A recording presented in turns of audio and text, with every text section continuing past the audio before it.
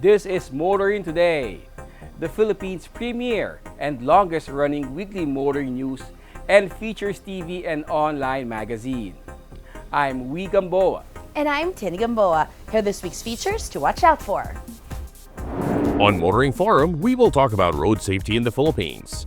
This week's Pine Chuper shall be the illegal use of mobile phones while driving. Showcase this week shall have the pickup from Mitsubishi, the Triton GLS two-wheel drive automatic transmission. While for race weekend, we shall have the highlights of Full Throttle weekend.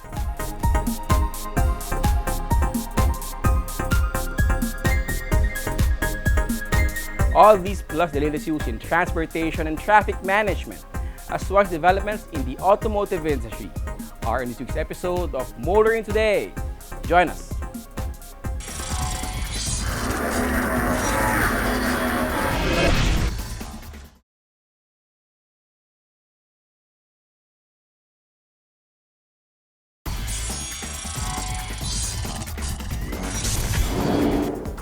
Welcome back to Motoring Today. Here now are the latest news and developments in the country's transportation and traffic management.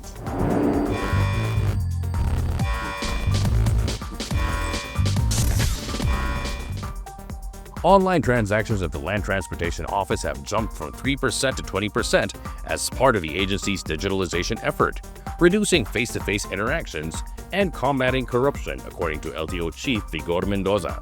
During a recent Kapihan sa Manila Bay Forum, the LTO chief said the vehicle registrations can already be renewed online and agency aims for full digitalization by early 2025.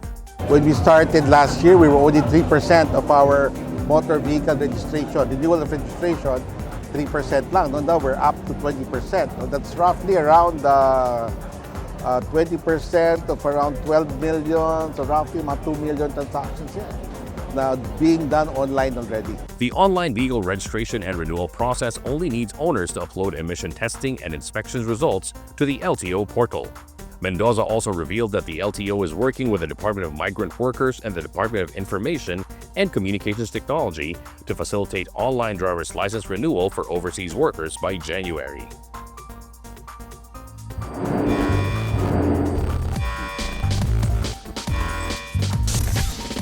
The Land Transportation Franchising and Regulatory Board, or LTFRB, has begun accepting applicants for special permits for public utility vehicles to accommodate holiday commuters. Applications for transport network vehicle services started last week, and the LTFRB reports that it has opened 5,000 new slots for TNVS units.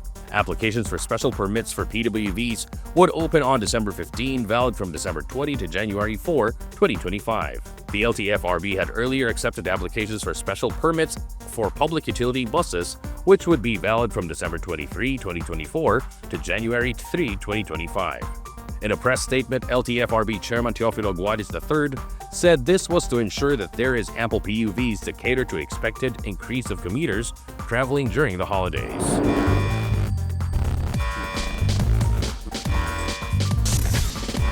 Transport Group Manibela claims that approximately 8,000 jeepney drivers and operators have opted out of the government's public utility vehicle modernization program. This total includes 6,000 members from Manibela and 2,000 from Piston, or the pinagkaisang samahan ng mga tsuper at operators nationwide, according to Manibela Chairman Mar Valbuena. Explaining the reason for the withdrawal, Valbuena said in new reports that previously drivers operated at least 5 to 6 times a week, compared to only twice weekly now because of the cooperative's preference for modern PUVs. In the same reports, Piston President Modi Floranda disputed the LTFRB's claim that at least 83% of public utility jeepneys have joined the PUVMP, citing data indicating that 244 routes in Metro Manila and 2,600 routes nationwide have not complied with the program. A Department of Transportation executive appears to be unfazed with the reported withdrawal. More worried sa kanila, pag ginawa po nila yon, hindi sila nag-consolidate, no? Babawiin nila, wala na po silang karapatan bilang operator.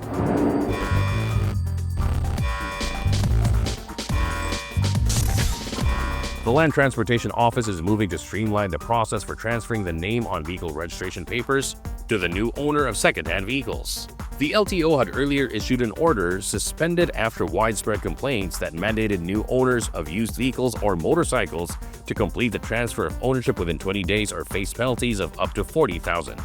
Many complain that it often takes longer than 20 days to change ownership due to all the paperwork and steps needed. In particular, motorists said that even initiating the confirmation process between LTO branches can often extend beyond the 20-day window. According to an article on motopinas.com, LTO Executive Director Greg Pua Jr. announced plans during a public consultation to issue new guidelines that would allow an LTO district or extension office to process a request as records confirmed if the corresponding office fails to respond within the stipulated 24-hour window. If implemented, this reform could potentially reduce the overall time needed for ownership transfers to as little as 48 hours, expediting subsequent steps in the process. Pua said that LTO recognizes the importance of simplifying the ownership transfer process, making it less complicated and more efficient for all motorists.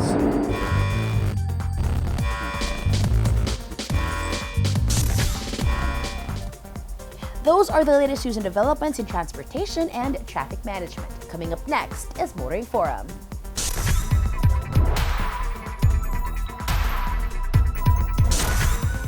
UN Special Envoy for Road Safety Jean Todt visited Manila from November 7 to 11 to promote road safety initiatives and advocate for enhanced measures, particularly on wearing safe helmets. In his second visit to the country as a UN Special Envoy for Road Safety, Todt also aimed to promote the hashtag Make a Safety Statement campaign, a collaborative initiative between the United Nations and JCDecaux, targeting a reduction in road fatalities by 50%.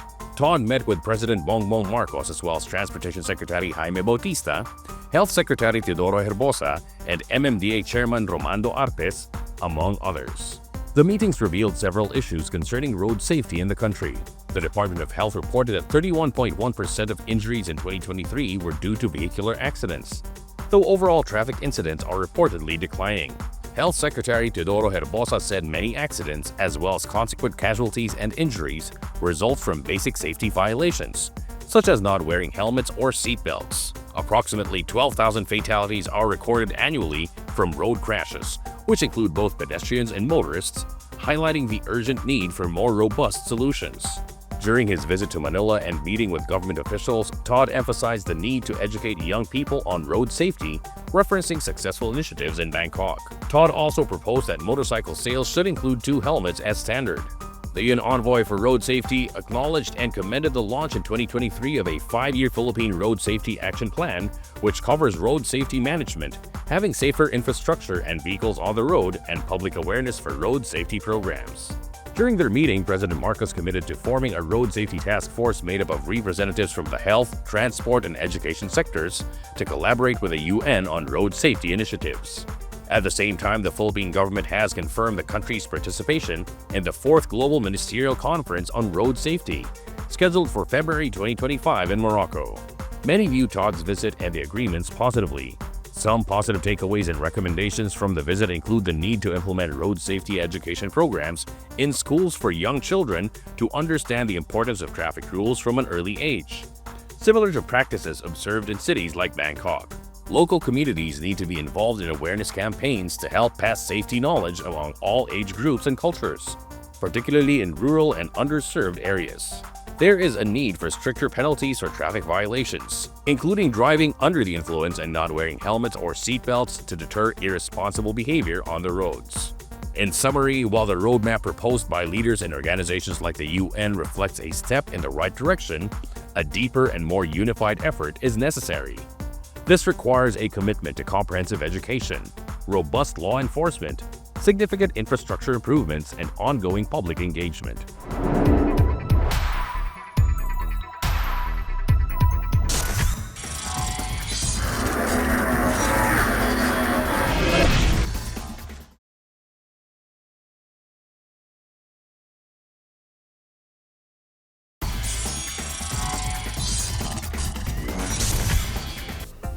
There is a lot to learn about being smart and safe on the road. And we young ones always need to make ourselves smarter and safer about motoring.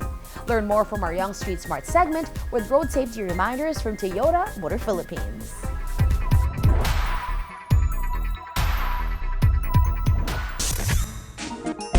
If you are alighting from a vehicle na nasa sidewalk, mas safe kung sa sidewalk side ka mismo bababa. Do not get off from a vehicle on the traffic side. Maaari kang masagasaan ng paparating na sasakyan.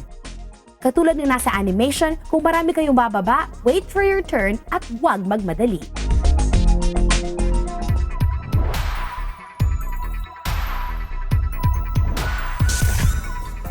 We share the road with others every day. How to better share the road and help make motoring daily a happier experience is this week's Buying Chaper.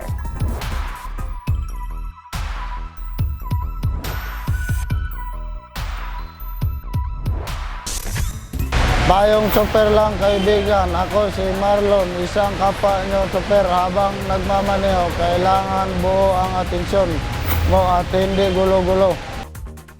Ang cellphone ay isa ng malaking bahagi sa buhay ng tao. Halos lahat ay meron at gumagamit nito. Pero sana kapag tayo ay nagmamaneho, pigilin muna natin ang paggamit ng cellphone. Paalala lang, sa pagmamaneho, kailangan ng iba yung konsentrasyon. Kapag ikaw ay nagtetelepono, ang isip mo ay wala sa iyong pagmamaneho. At ito ang maaaring maging rason para magkaroon ng aksidente. Kung ayaw mong mamultahan o maaksidente, huwag kang gumamit ng cellphone habang nagmamaneho. Si Marlon Gudmalin, payong chopper lang kaibigan mula sa isang kapwa nyo chopper.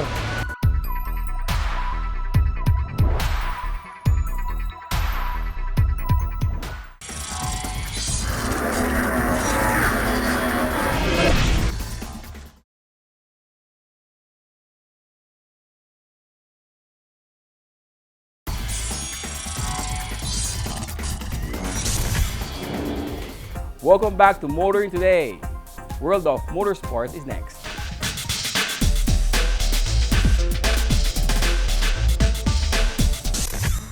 In motorsports news, Max Verstappen of Red Bull stormed into victory in a rainy afternoon at the Sao Paulo Grand Prix. The reigning F1 champion started from 17th on the grid following an equally stormy qualifying on Saturday and climbed all the way to the front while others floundered in changing weather conditions to cross the finish line 19 seconds ahead of Esteban Ocon of Alpine. Pierre Gasly made a double podium for Alpine in a race at the Autodromo Jose Carlos Pace, marked by crashes in safety car periods. George Russell of Mercedes finished 4th, followed by Charles Leclerc of Ferrari in 5th. Lando Norris of McLaren started from pole but ended up a disappointing 6th, which resulted in him losing points to Verstappen in their duel for this year's driver's title. Oscar Piastri of McLaren was 7th across the line at the end of the race, but a 10-second penalty for causing a collision with Liam Lawson of Red Bull dropped him to 8th. This promoted Yuki Tsunoda up to 7th. Rounding out the top 10 finishers at Sao Paulo were Lawson in 9th and Lewis Hamilton of Mercedes in 10th.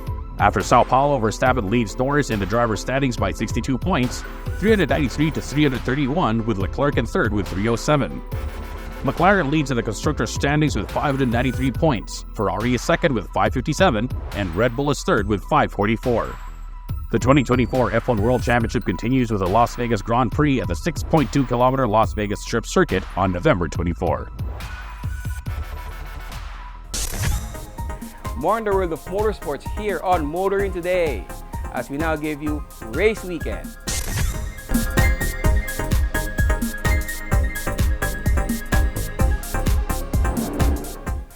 This race weekend, Full Throttle Weekend took over Batangas Racing Circuit, delivering high-speed action and thrilling competition. Here are the highlights of the intense races, incredible performance, and unforgettable moments both on and off the track.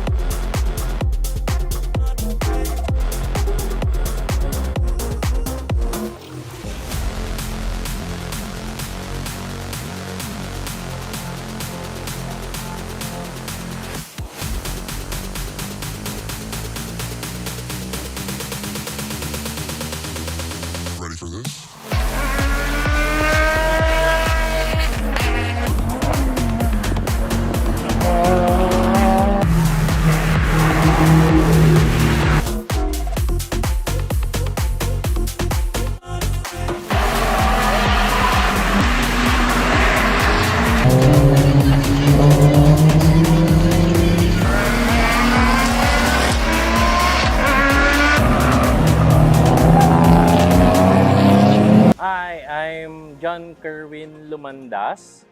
I joined FTW under the group of Bantam. My experience as a beginner here in FTW was great. The team actually helped me on how to do the things around the program, and they're very helpful. I'm glad I enjoyed Full Throttle Weekend.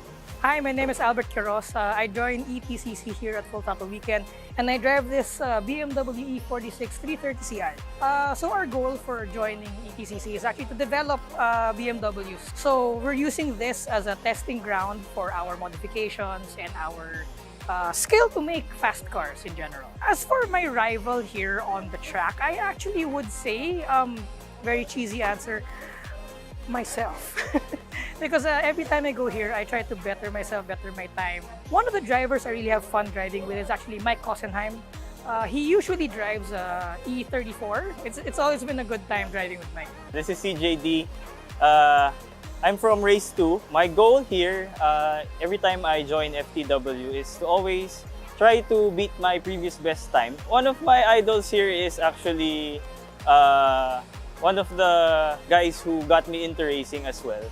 His name is Lawrence. He always has this attitude of making light of things that are unfortunate. My name is Lawrence Arias, and I drive a 2013 Subaru BRZ or Toyota 86. My goal in joining Full Throttle Weekend is to improve myself, improve my lap times. My idol driver is CJD because he always inspires me to join Full Throttle Weekend. My biggest rival would be, well, other than myself, is actually Lawrence also. Because his time is so close to mine, and it is really bugging me that I can't beat it. So it is also one of my inspiration to destroy his time and dominate him. Me, my biggest rival is CJ because he beat my time already.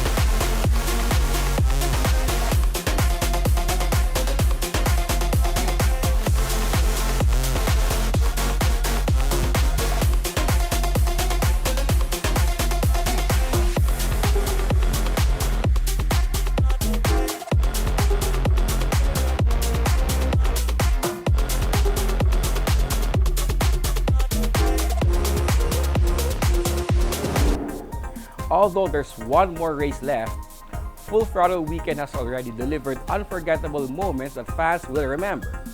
The action isn't over yet. Stay tuned for the final showdown.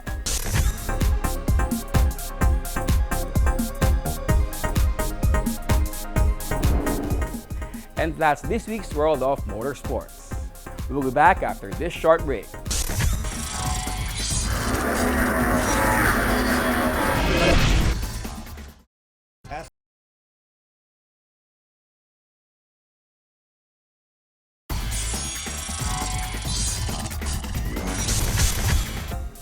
Our Car of the Week is next on Showcase.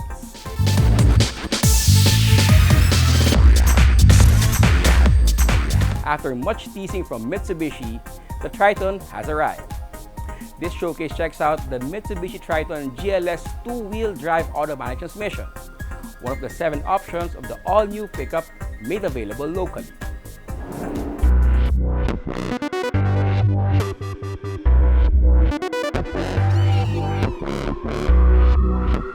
Mitsubishi Motors Philippines excited pickup enthusiasts by heralding the arrival of the Triton, an all-new pickup that replaces the Strata well ahead of its formal launch. The Triton finally arrived in the new year with 7 variants across 4 trim levels and 3 4-wheel drive and 4 2-wheel drive options.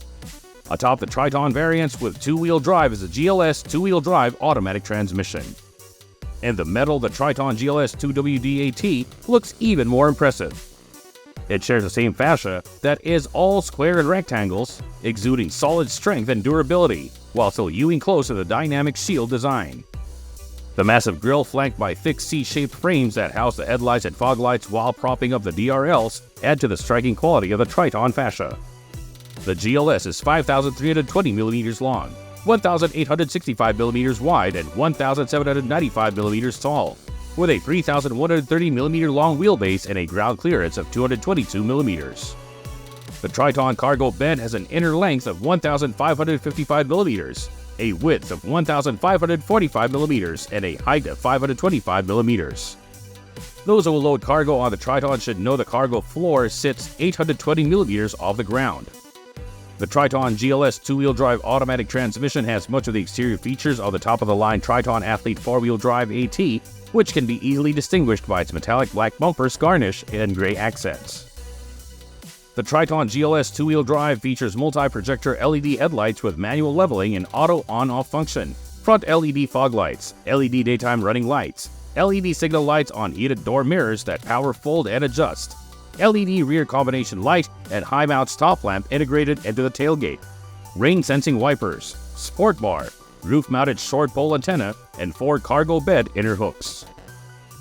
The Triton GLS also features side steps, front undercover, skid plate, and 18-inch silver alloy wheels wrapped by 265/60 R18 tires. Mitsubishi also went all out in furnishing the Triton cabin with amenities for the comfort and other trendy needs and wants of drivers and passengers. One gets into the Triton GLS 2-wheel drive automatic transmission cabin conveniently with a keyless operation system. The cabin is roomier and seats quite comfortable, upholstered in high-grade black fabric with stitching.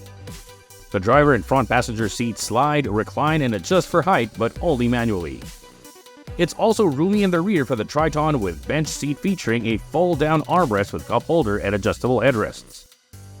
The dash has some soft surfaces and appears well laid out with an instrument cluster featuring 7-inch color LCD. Set in the middle like a tablet is a 9-inch touchscreen display of the multimedia system that features AM/FM radio, Bluetooth, USB connectivity, and wireless Apple CarPlay and Android Auto. The system comes with 2 rotary controls with an easy reach of driver. Mitsubishi is aware of how smartphones, tablets, and other devices are now indispensable in daily living and have installed 2 charging portals types A and C for those in front and another 2 for those in the rear. The system comes with GPS navigation and the audio plays through 6 speakers.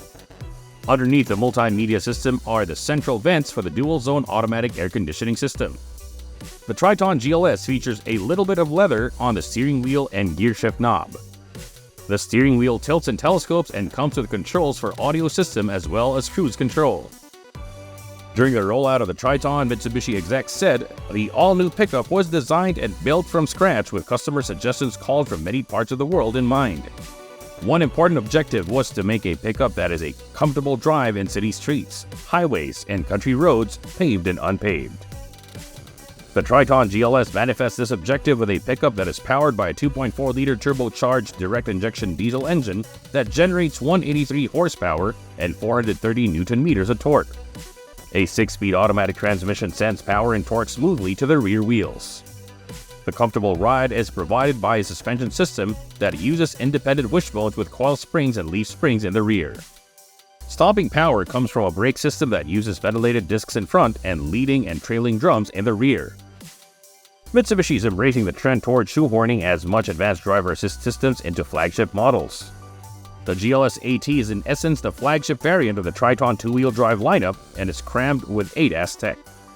Driver assist features include active stability and traction control, hill start assist, trailer stability assist, forward collision mitigation system with pedestrian detection, blind spot warning system with lane change assist, rear cross traffic alert, auto high beam.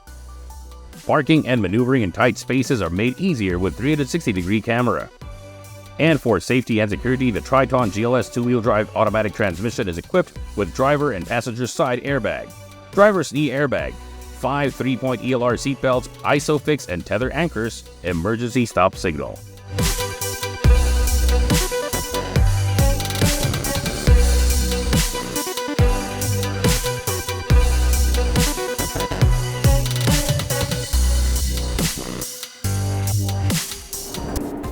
The Triton GLS two-wheel drive perhaps provides the most value for money among the 7 options rolled out locally. If you really don't need 4-wheel drive, then the GLS is for you.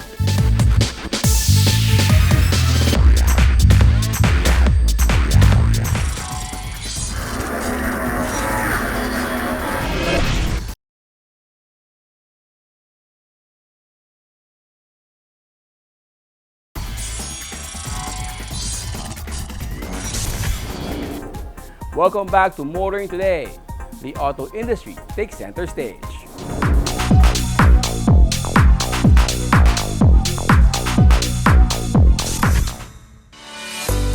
Toyota Motor Philippines formally unveiled the next generation Tamaraw at 8 locations nationwide, marking the return of the pre-loved Philippine brand first introduced in 1976. The next generation Tamaraw is the third Toyota model alongside the Vios and the Innova to be locally produced at its plant in Santa Rosa, Laguna. So today we just launched the Toyota Tamaraw in our grand launch across 8 malls nationwide. So that includes Glorieta and Palm Drive. We also have in Trinoma, we also have in MOA, SM City Pampanga, Soledad Nuvali.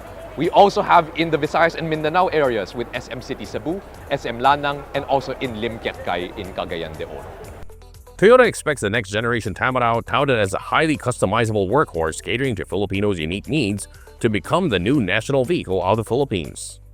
So the new Tamaraw is back in 2024 with more modern looks and design, and its engine in diesel and gas variants provides customers the power that they need. During the launch, Toyota highlighted the many possible customized body configurations for the Tamaraw to suit buyers' or users' needs.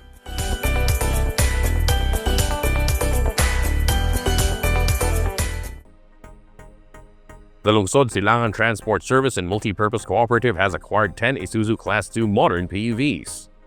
The cooperative held an inauguration and blessing ceremony for the 10 Isuzu PUVs acquired from the Isuzu Manila dealership under the government's Public Utility Vehicle Modernization Program. So we are here in Lungsod Silangan Transport in Antipolo. The route is Poggio and Cubao along Marcos Highway. We are here to the blessing for their 10 units PUV Class 2. And we are proud to say that though there are some problem with the government modernization, but this company still trusts Isuzu product because of the durability, parts availability, and of course the servicing nationwide. Lungsod Silangan Transport General Manager Arcadio Enzo explained why the cooperative chose Isuzu modern PUVs. Unang-una, yung brand natin known na dito sa atin sa Pilipinas.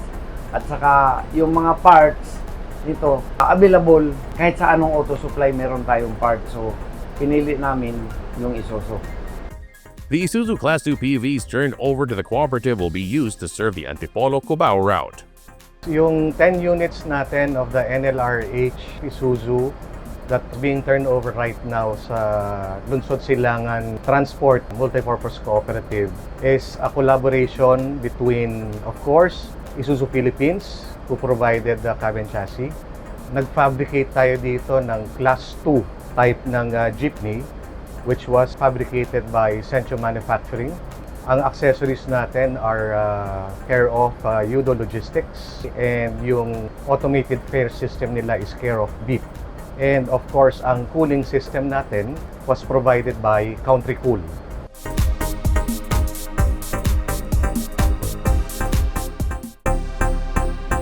BYD Philippines and AC Mobility are partnering with the local government of Valenzuela City to introduce electric vehicles for use by the city's police and rescue forces.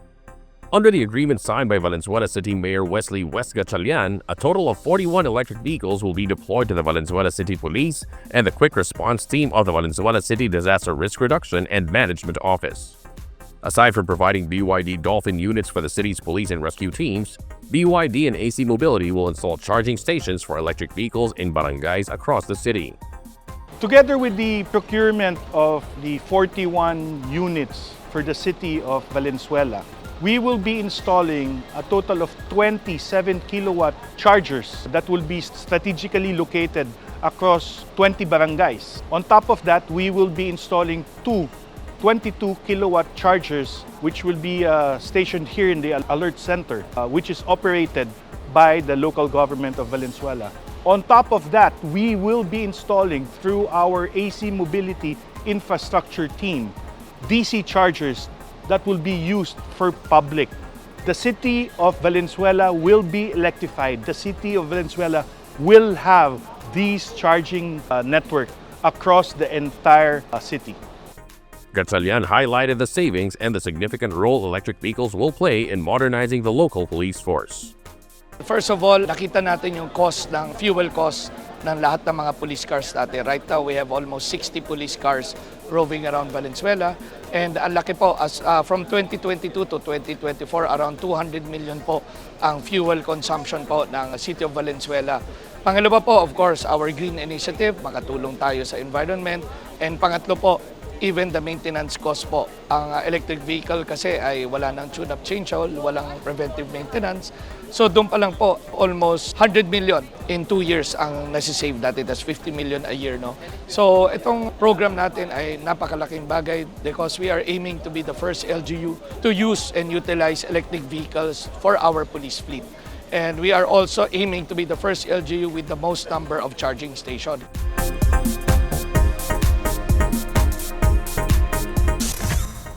And that's the week that was in motoring. Thank you for joining us. Also, don't forget to check us out on social media. Until next week here on Motoring Today, now in its 38th year of continuing service to the general motoring public with a lifelong commitment to promote road safety.